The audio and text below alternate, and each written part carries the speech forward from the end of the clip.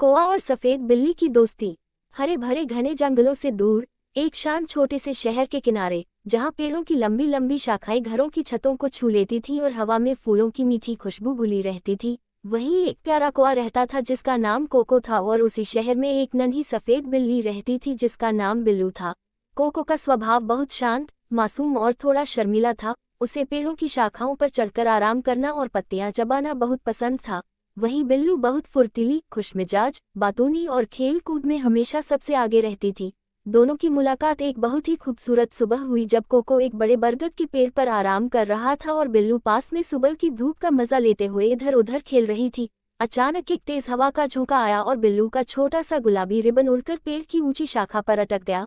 बिल्लू ने कोशिश की पर वह उतनी ऊंचाई तक नहीं पहुंच सकी। तभी उसने ऊपर देखा तो कोको बड़े आराम से वहीं बैठा था।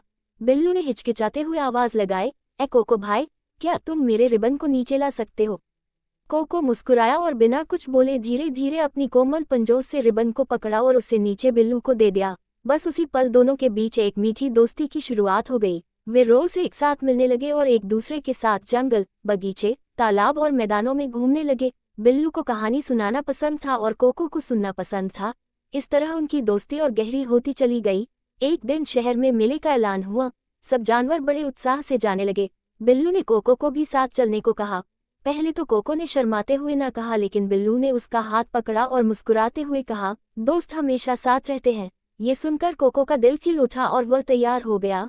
मेले में रंग बिरंगी लाइटें जल रही थीं। खिलौनों की दुकानें, मिठाई की खुशबू, झूले, नाच गाना, सब कुछ बहुत ही सुंदर लग रहा था। बिल्लू ने कोको को गोलगप्पे खिलाए, चीनी की रुई चखाए और घूमने वाले बड़े झूले पर भी बैठाया। कोको को पहली बार इतना मजा आया था।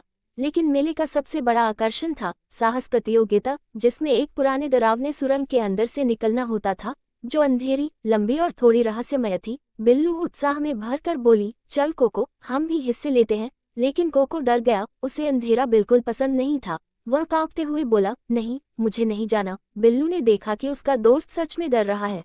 उसने उसे जबरदस्ती नहीं किया, बल्कि उसका हाथ थामकर बोली, ठीक है, हम नहीं जाएंगे। सच्ची दोस्ती में किसी को मजबूर नहीं किया जाता। कोको ने महसूस किया कि बिल्लू सिर्फ खेल की नहीं, दिल की दोस्त है। लेकिन तभी मेले में जोरदार शोर मचा, मदद, मदद। एक छोटा गिलहरी बच्चा उस अंधेरी सुरंग में खो गया था और बाहर नहीं आ पा रहा था।